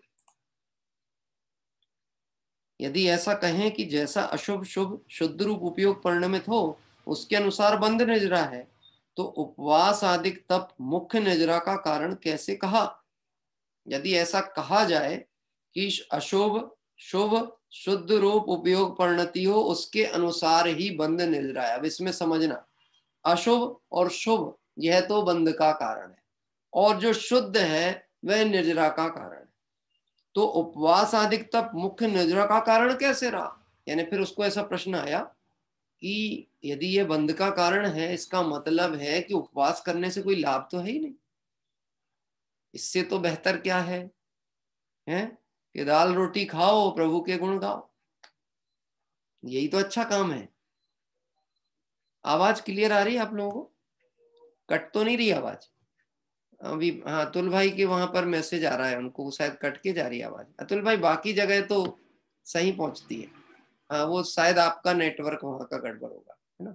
हाँ। तो देखिए कहते हैं, यदि ऐसा कहें कि अशुभ शुभ शुद्ध रूप उपयोग परिणति हो, उसके अनुसार बंध निर्जरा है, तो उपवास आदि तप मुख्य निर्जरा का कारण कैसे रहा? अशुभ शुभ परिणाम बंध के कारण ठहरे, शुद्ध परिणाम निर्जरा का कारण ठहरा। ये तो नियम हो गया कि अशुभ और शुभ बंध का कारण और शुद्ध परिणाम निर्जरा का कारण, और शुद्ध परिणाम तो शुद्ध ज्ञायक के लक्ष्य से होने वाला है। तो फिर भोजन की चर्चा क्यों करते हो इसके बीच में, है? फिर हमको उपदेश क्यों दिया जाता है कि शुद्ध भोजन करना चाहिए, अभक्ष का त्याग करना चाहिए, कंदमूल का त्याग करना चाहिए, श्रावक के गुणों का पालन करना चाहिए, पानी छान के पीना चाहिए। अब समझना, यहां से थोड़ा सा निश्चयाभासी पने के लक्षण दिखने लगे। क्या है, कैसा निश्चयाभासी? ये अच्छी बताई सर। आत्मा भोजन को ग्रहण करता नहीं। ये बात बहुत मजेदार लगी, आनंद आ गया। तो बोले क्यों? कि अब ऐसा है कि जो जब खाना है सो खाओ, क्योंकि आत्मा तो ग्रहण करता ही नहीं। ओम प्रकाश जी है, अच्छा बताया ना। अभी समझना, गुण स्थानों के क्रम के हिसाब से, श्रावक की भूमिका के हिसाब से कुछ बात कह दी जाए जो आगम अनुसार भी हो, कितने ही जीव स्वच्छंदी हो जाएंगे। इसलिए उपदेश ऊंचा चढ़ने की बात की जाती है। क्या कह रहे हैं? उपदेश ऊंचा चढ़ने की बात की जाती है। वो बात जानते हुए भी नहीं कही जाती है। मुझे मेरे पिताजी ने बताई थी, लेकिन मैं कहूंगा नहीं। क्यों नहीं कहूंगा?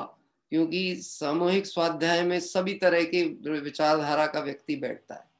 अभी कौन क्या पकड़े, उसको कैसा अर्थ में ग्रहण करे, और हो सकता है बेचारा थोड़ा सा अभी भय ही सही मर्यादा पालता था, और वो बात सुन करके वो स्वच्छंदी हो जाए। और फिसलने के चांस बहुत ज्यादा होते हैं लोगों के। क्या कह रहे हैं? अब जैसे मैं एक सामान्य सा दृष्टांत दूं, मैं वो बात नहीं कहूंगा, लेकिन सामान्य दृष्टांत दूं। पंचम गुण स्थानवर्ती श्रावक है और त्रियंच गति का जीव है, तो वो झरने का बहता हुआ पानी पी रहा है। झरने का बहता हुआ पानी पी रहा। कौन सा श्रावक है? पंचम गुण स्थानवर्ती। तो हम पी लें तो क्या तकलीफ है?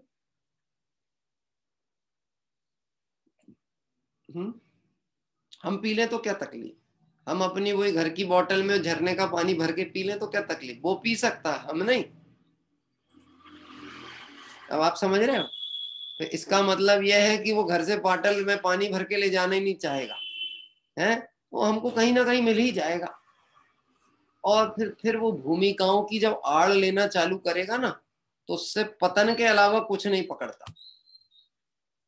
जब भी जीव का परिणामहीन होता है, वह पतन के पथ पे ही आगे बढ़ता है। अभी हमारी कौन सी भूमिका, हमने अभी हम कौन से गुण स्थान में हैं? पता है हम अपने बच्चों को क्यों बिगाड़ लेते?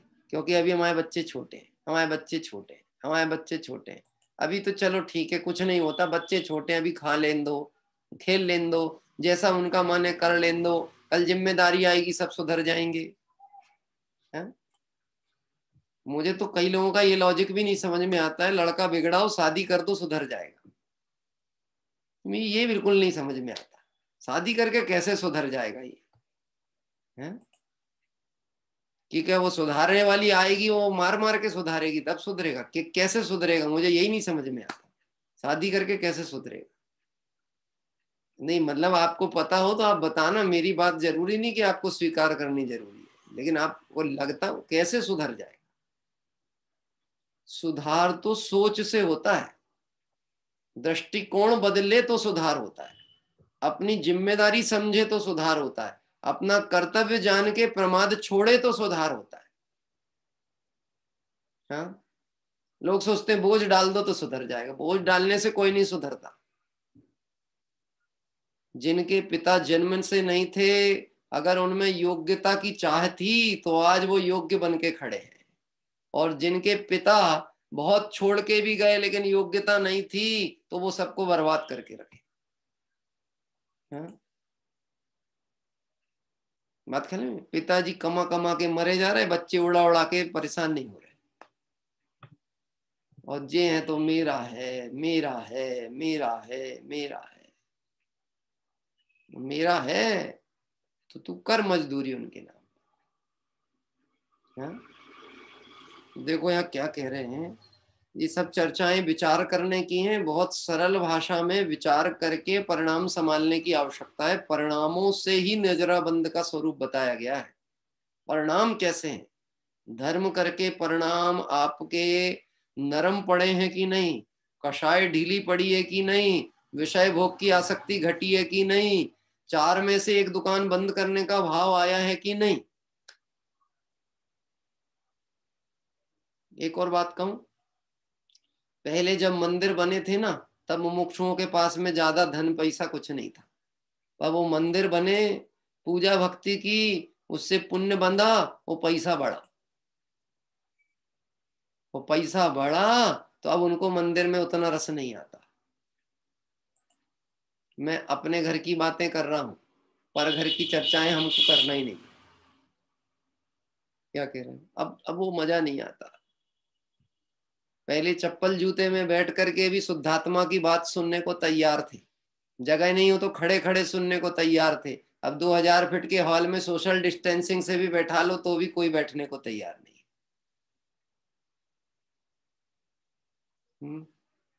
बात ख्याल में आती? सारा खेल किस चीज का है? परिणामों का। ये परिणाम समझ में नहीं आएंगे तब तक निजरा का स्वरूप स्पष्ट होने वाला नहीं। प्रश्न, तत्वार सूत्र में तपसा निजरा चा 9वें अध्याय में 3रा श्लोक ऐसा कैसे कहा? शास्त्र में इच्छा निरोधस तपा ऐसा कहा है। इच्छाओं को रोकना उसका नाम तप है। जो शुभ अशुभ इच्छा मिटने पर उपयोग शुद्ध हो वहां निजरा। शुभ और अशुभ इच्छाएं मिटे और उपयोग शुद्ध हो उसको निजरा कहा गया है। तप करके जो फल की वांछा रखते हैं उनके निजरा नहीं होता, बंद ही होता है। शिखर जी की कितनी वंदना करें कि नरक और तिर्यंच गति छूट जाए। बताओ, पूजा में पढ़ा होगा ना आपने, पढ़ा है पूजा में, एक बार वंदे जो कोई ताहि नरक पशु गति नहीं हो। सतीश जी कितनी वंदना कर ली अभी तक शिखर जी की? 3 हो गई, मेरी 9 हो गई है। कोई कोई 108 का नियम भी लेकर के चलते हैं, ठीक है। और यहाँ कह रहे हैं काम होना है तो एक ही बार में हो सकता है। एक बार बंदे जो कोई ताहि नरक पसी होती नहीं, मतलब क्या वहां ये कहना चाहते हैं कि जो वंदनीय है उनकी वंदना के प्रति भाव है कि नहीं, आपका समर्पण है कि नहीं, उन जैसा बनने का परिणाम है कि नहीं। यदि वो है तो वंदना सार्थक है। अपन प्रतिदिन कौन सी करते हैं? भाव तीर्थ वंदना करते हैं, हाँ। और भाव तीर्थ वंदना के बिना दव्य तीर्थ वंदना हो भी तो कोई काम की नहीं। एक बहन ने अभी अपने उस दिन बोला था ना, वो उनको जन्म से ही पोलियो था, तो उनने वो बात कही थी कि हम ना आज तक इतने तीर्थ कभी जा नहीं सकते थे। मैं मन ही मन सोच रहा था उनकी बात सुनते हुए कि जिनके पास पांव हैं वह भी तीर्थ जाकर के भी यदि परिणाम नहीं संभालते तो दौड़ भाग के अलावा और क्या करते।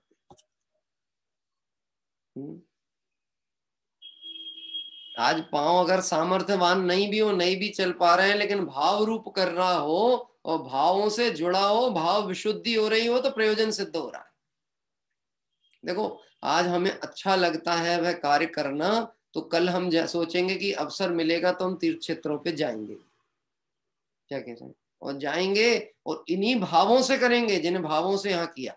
सिर्फ द्रव्य चढ़ा चढ़ा के पोटली खाली करके नहीं आना है। क्या आजकल तो नहीं तो बिल्कुल देखो वैसी ही प्रमाद जनित क्रियाएं देखने को मिलती हैं जैसे अन्य मतावलंबियों में होता है ना, जहाँ पे कोई देवी दिहाड़ी का मंदिर होता है पहाड़ पर्वत पे, उसके नीचे नारियल फूल आदि की दुकानें वहीं मिल जाती, सबरी भोग लगाने की, दान बांटने की सब सामग्री रेडीमेड, सिर्फ तुम नोट गिनो और काम करो। ऐसे शिखर जी भी जाना हो और शिखर जी में द्रव्य अर्पित करना भी हो अपने को, तो द्रव्य अपने घर से लेके जाना, सोध भी इनके। वहीं खरीद मत लेना एक पैकेट। क्या कह रहे हैं? वहीं एक पैकेट खरीदे, ऊपर का ऊपर चढ़ाए, हो गया, धर्म का धर्म हो गया। ये देखो, अन्य मतावलंबी मान्यताएं अपने घर में भी प्रवेश कर गई। क्यों? क्योंकि मूल स्वरूप ख्याल में नहीं आया। इच्छाओं का रोकना उसका नाम तप है। शुभ अशुभ इच्छा मिटने पर उपयोग शुद्ध हो निर्जरा, इसलिए तप से निर्जरा कही गई। क्यों तप से निर्जरा की गई? क्योंकि जहां इच्छाओं का अभाव हुआ है वहां शुद्धता की वृद्धि हुई है, और शुद्धता की वृद्धि सो निर्जरा। और जिसकी जितनी इच्छा उसका परिणाम उतना ज्यादा अशुद्ध, उसका मन उतना ज्यादा अशुद्ध। अब कल यहाँ से आगे की चर्चा करेंगे। बहुत अच्छा मतलब व्याख्यान है। अब अपन क्या बोले, कहाँ कमी है, कहीं कुछ नहीं है कमी। कमी सिर्फ समझने में रही है जो अनादि से अभी तक चली आ रही, नहीं तो इससे सरल बातें और क्या हो सकती हैं। मतलब इससे सरल पद्धति से जो आचार्यों ने, विद्वानों ने व्याख्यान कर दिया, बात को स्पष्ट किया, अब इससे ज्यादा और सरल क्या हो सकता था। अब तो सिर्फ परिणति सरल हो जावे तो बात समझ में आवे। कल इस चर्चा को और लेंगे, क्योंकि कुछ प्रश्न बड़े महत्वपूर्ण हैं जो प्रासंगिक हैं, इसलिए इसकी चर्चा क्रम से करेंगे। कल तो वैसे भी गणतंत्र दिवस है। तो गणतंत्र दिवस में क्या है कि कल हमारा संविधान तय हुआ था स्वतंत्र भारत का, है ना। तो स्वतंत्र भारत का संविधान तय हुआ था, तो हमको भी वह स्वतंत्रता का उद्घोष अब अपने अंदर प्रारंभ कर देना चाहिए। अनादि की गुलामी की बेड़ियों को तोड़ना है, तो जो जैन सिद्धांत की स्वतंत्रता का सिद्धांत है, कौन सा? वस्तु स्वातंत्र सिद्धांत, वो समझ में हमें आना चाहिए। आइए हम सभी चलेंगे भक्ति के क्रम में। आज प्रातः काल जो परिवार आमंत्रण कर्ता में थे, हमारे शांति कुमार जी साहब महाजन जी का परिवार, जो कि बुल्ढाना जिले के, जिन्होंने मंदिर के दर्शन हमें कराए थे, मैं उनको ही भक्ति के लिए अभी यहाँ आमंत्रित कर रहा हूँ। उनकी सूचना मुझे दिन में प्राप्त हुई थी। आइए अनम्यूट कर लीजिए। जय जिनेन्द्र पंडित जी। जय जिनेन्द्र साहब, जय जिनेन्द्र। आवाज आ रही है? आ रही है साहब, बिल्कुल आवाज आ रही है, क्लियर।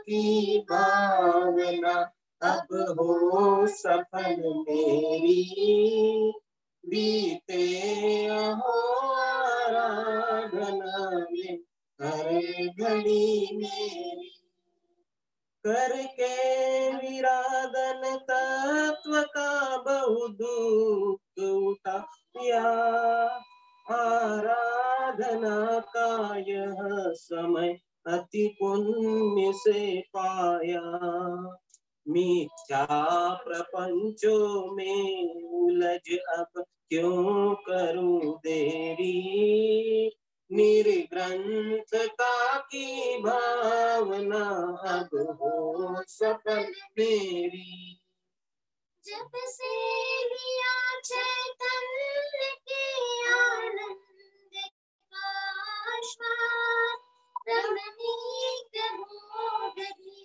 लगी मुझको सभी निस्वार, ध्रुव धाम की ओर दौड़ी परिणति मेरी, निर्ग्रंथता की भावना अब हो सफल मेरी, पर मैं नहीं कर्तव्य मुझको भासता कुछ भी, अधिकार भी दिखे नहीं जग में अरे कुछ भी, निज अंतरंग में ही दिखे प्रभुता मुझे मेरी, निर्ग्रंथता की भावना अब हो सफल मेरी, क्षण क्षण कषायों के प्रसंग ही बने जहाँ, मोही जनों के संग में सुख शांति है कहाँ, जग संगति से तो बड़ी दुखमया भवन फेरी, निर्ग्रंथता की भावना अब हो सफल। अब तो रहूं निर्जन वनों में गुरुजनों के संग, शुद्धात्मा के ध्यानमय हो परिणति असंग। निज भाव में ही लीन हो मेटू जगत तेरी, निर्ग्रंथता की भावना अब हो सफल मेरी। कोई अपेक्षा हो नहीं, निर्बंध हो जीवन, संतुष्ट निज में ही रहो, नित आप सम भगवन।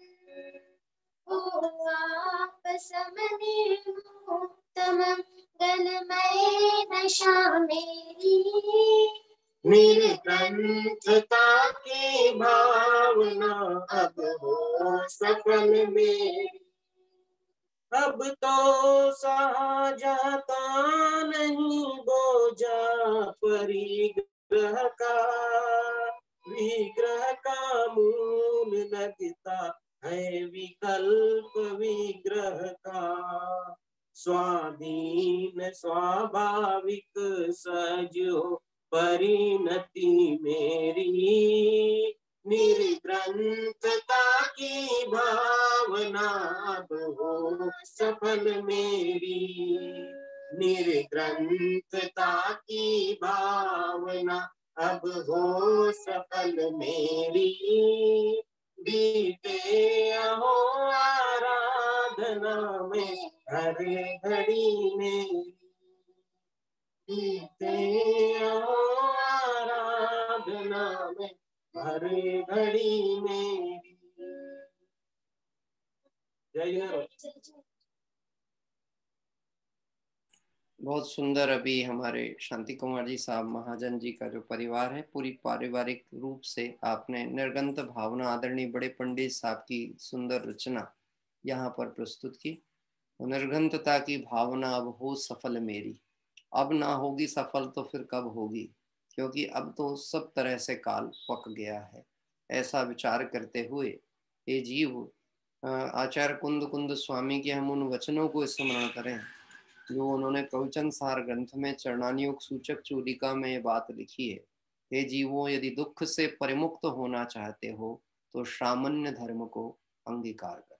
इसके अलावा अन्य कोई दूसरा मार्ग मोक्ष का नहीं है।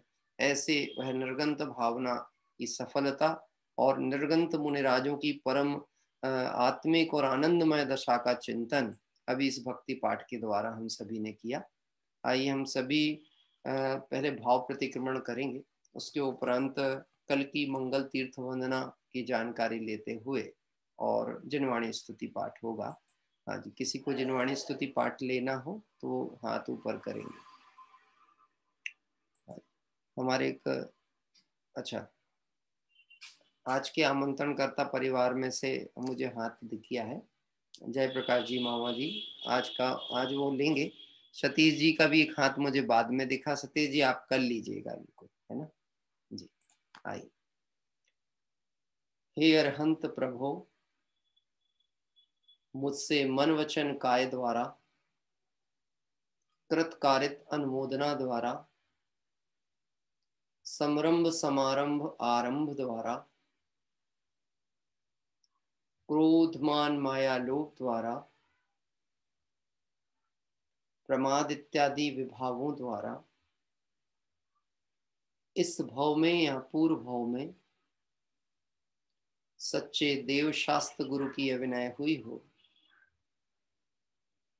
व्रतों में अतिक्रम व्यतिक्रम अतिचार अनाचार दोष लगाया हो, एकेंद्रिय से लेकर पंचेंद्रिय तक किसी भी जीव की हिंसा हुई हो, विराधना हुई हो, दिन या रात में लगाए सर्व दोषों का पश्चाताप व्यक्त करता हूं, क्षमा मांगता हूं। वह मेरे सभी दोष मिथ्या हो, मैं मुझ में रहूं। इस प्रकार मैं इन सभी दोषों का प्रायश्चित करता हूं। ओम नमः सिद्धेभ्य।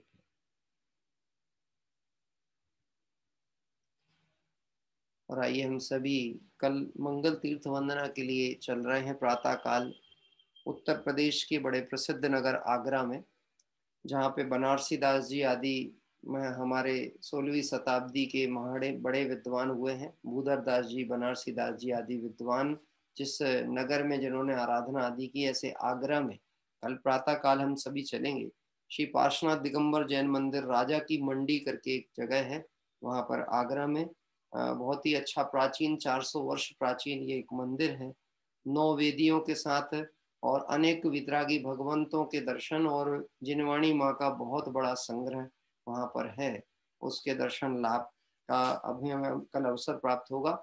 इसी के साथ आगरा में एक चिपटोला जिन मंदिर करके भी है, एक कोई क्षेत्र है चिपटोला, वहाँ के जिन मंदिर के दर्शन का लाभ भी कल प्रातः हमें प्राप्त होगा। और साथ ही साथ में हम इन मंदिरों में दर्शन करते हुए पूजन का लाभ भी प्राप्त करेंगे। आइए अभी हम सभी चल रहे हैं। एक सूचना मुझे देने का भाव आया है, सहज ही आया है। वो ये है कि मैंने आज एक मैसेज पढ़ा ग्रुप में, किसी ग्रुप में आया था कि भोपाल के कोई इब्राहिमपुरा इलाके में एक कबाड़िया के पास में बहुत सारा जैन साहित्य वो बिक रहा था बाजार में भोपाल में, और मुस्लिम था वो व्यक्ति बेचने वाला। तो उसे तो उसका तो कार्य वो व्यापार ही है। तो किसी जैनियों के घर से वह साहित्य कबाड़ी के भाव में, मतलब 2-4 रुपए किलो के ग्रंथ के भाव में त्रिलोक सार, प्रवचन सार जैसे ग्रंथ वहां पड़े हुए थे। किसी ने मैसेज किया कि उनसे जो बन सका, वो इतना तो नहीं जानते थे, पर 1-2 ग्रंथ उन्होंने खरीदे और बाकी वह जिनवाणी अभी भी वहां पड़ी हुई थी। ये निश्चित ही बहुत विचारणीय विषय है, चिंता का विषय है। कलिकाल सर्वज्ञ माँ जिनवाणी जो इस पंचम काल के अंत तक जीवों को मोक्ष मार्ग बताएगी, ऐसी माँ को अपने घर से निकालना और उसे चौराहे पर इस तरह से फिका हुआ पड़े रहना, इसमें जो अज्ञानता वशात ही हम कहें जिन जीवों ने कर्म बांधे होंगे, हम उसकी तो कोई चर्चा ही नहीं कर सकते। लेकिन अपने में अपने द्वारा प्रमाद वशात भी ऐसा काम किसी भी आत्मार्थी से ना हो, इसकी सावधानी हमें रखना चाहिए। कहीं भी कोई भी आपको इस तरह की जिनवाणी का एक पृष्ठ भी मिलता है तो उसकी संभाल करें, उसको व्यवस्थित रखें। ये नहीं कहूंगा कि मंदिर में ले जाके रखें, अपने घर में भी आप ऐसी व्यवस्थाएं बनाएं जिसमें जिनवाणी की सुरक्षा विधि पूर्वक हो सके। और साथ ही साथ आपके नगर में कहीं पर भी कोई ऐसा साहित्य हो जिसकी रख रखाव कोई नहीं कर पा रहा हो, और जीर्ण शीर्ण साहित्य, तो जीर्ण मतलब प्राचीन साहित्य, नवीन नहीं, पुराना साहित्य कहीं पर भी होगा तो आगे हमें आप सूचित करेंगे, उसकी व्यवस्था हम अपने स्तर पर करने का प्रयास करेंगे। लेकिन हमें चाहिए प्राचीन साहित्य, नवीन नहीं। और वो भी तय हम स्वयं करेंगे, क्योंकि ऐसी सूचना जब किसी किसी को दी गई तो हमें सूचना भी आई हमारे यहाँ बहुत है, 1000 ग्रंथ हैं। मैंने कहा आप हमें लिस्ट बना के भेजिए। अरे इतनी फुर्सत किसके पास है? तो ऐसा नहीं, आप उतना समय निकालें, उसकी फोटो खींचें, उसकी पुस्तक का फ्रंट पेज खींचें, आप हमें प्रेषित करें। अगर वह पुस्तक हमारे पास अनुपलब्ध है या एक प्रति भी हमारे पास है और उसकी दूसरी प्रति हम सुरक्षा की दृष्टि से रखना चाहते हैं, तो निश्चित ही हम उस साहित्य को बहुत आनंद पूर्वक अंगीकार करेंगे। साथ ही साथ में यदि हमें उसे लेने के लिए आना पड़ेगा तो लेने भी आएंगे, और उसे विधिवत ससम्मान लाके और हमारे शोध संस्थान में हम उसको संभाल भी करेंगे, संग्रहित भी करेंगे और प्रचारित भी करने का प्रयास करेंगे। ये बात प्रासंगिक थी, इसलिए मेरे मन में आया कि आज के आज ये बात कही जाए, क्योंकि ऐसी घटनाएं, मेरे घर का जो संग्रह साहित्य है, इस संग्रह साहित्य में कम से कम 40 से 50 ग्रंथ हमने भी कबाड़िया के ऐसे ढूंढ ढूंढ कर लेकर के आए। तो हमें मालूम है कि बहुत बुरी दुर्गत होती है। बच्चे यदि संस्कारवान नहीं हो, अयोग्य निकल जाएं, तो वह माँ का किस तरह से तिरस्कार कर सकते हैं, ये हमारे को प्रत्यक्ष देखने को मिलता है। आइए अब हम चलेंगे आज की माँ जिनवाणी की भक्ति करने के लिए। अनम्यूट करिएगा साहब। जेपी मामा जी का जो नंबर है ना, जयप्रकाश जी साहब का, हाँ अनम्यूट हो गया। जी जी शुरू कर दो। बोले द्वादशांग जिनवाणी माता की जय। चरणों में आ पड़ा हूँ हे द्वादशांग वाणी, चरणों में आ पड़ा हूँ हे द्वादशांग वाणी, मस्तक झुका रहा हूँ हे द्वादशांग वाणी, मस्तक झुका रहा हूँ हे द्वादशांग वाणी। चरणों में आ पड़ा हूँ हे द्वादशांग वाणी, चरणों में आ पड़ा हूँ हे द्वादशांग वाणी। मिथ्यात्व को नसाया निज तत्व को प्रकाशा, मिथ्यात्व को नशाया निज तत्व को प्रकाशा।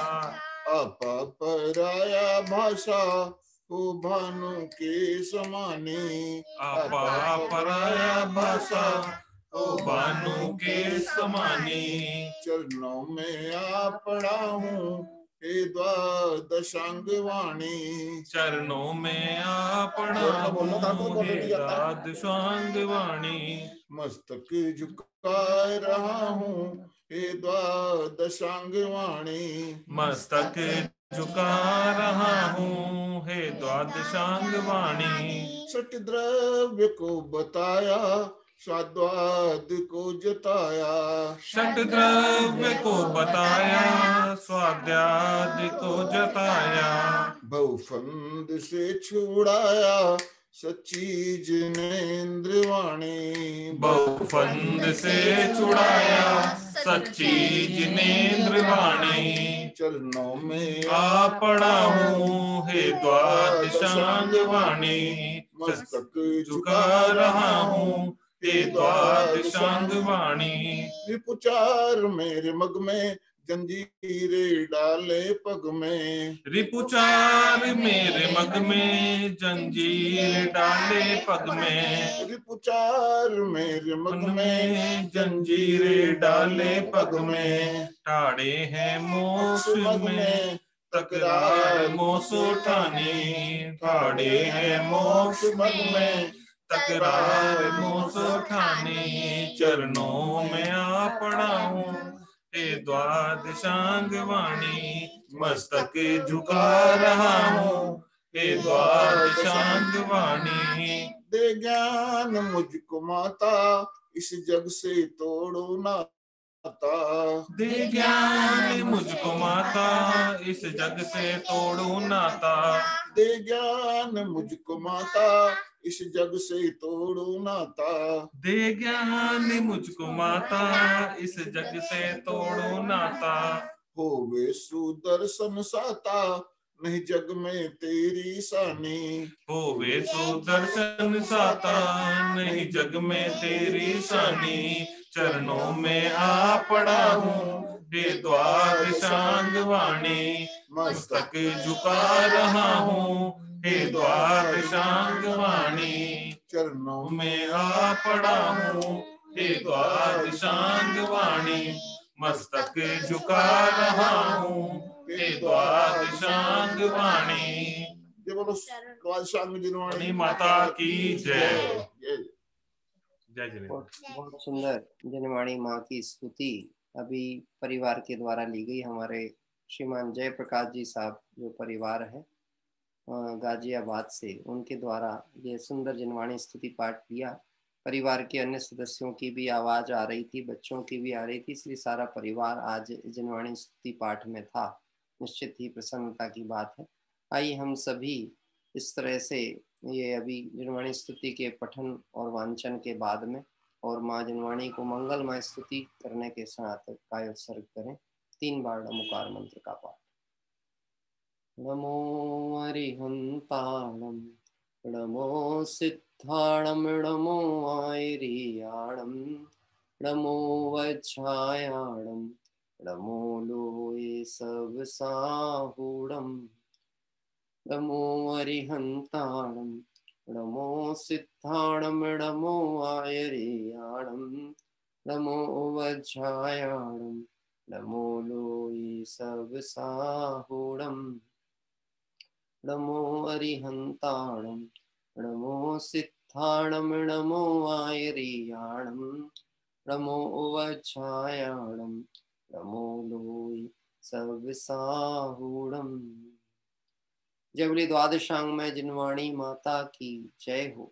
देव शास्त्र गुरु भगवान की जय हो। अनंतानंद सिद्ध परमेष्टि भगवंतों की जय हो। वीतरागी जैन शासन की जय। कल प्रातः काल मंगल तीर्थ वंदना के लिए मेरा अनुरोध है, जो नए साधर्मी बंधु भी प्रसंग अनुसार कभी कभी जुड़ते हैं, यदि उन्हें समय अनुकूलता हो तो निश्चित ही इस तीर्थ वंदना में और जो भी स्वाध्याय आदि में अनुकूल समय हो उसमें जुड़ कर के हम अपनी मंगल आराधना को सफल करें। इस भाव के अभाव के पुरुषार्थ को गति प्रदान करें और संसार दुखों से मुक्त होकर शाश्वत सिद्ध दशा को प्राप्त करें। इस पवित्र भावना से विराम। सभी को जय जय।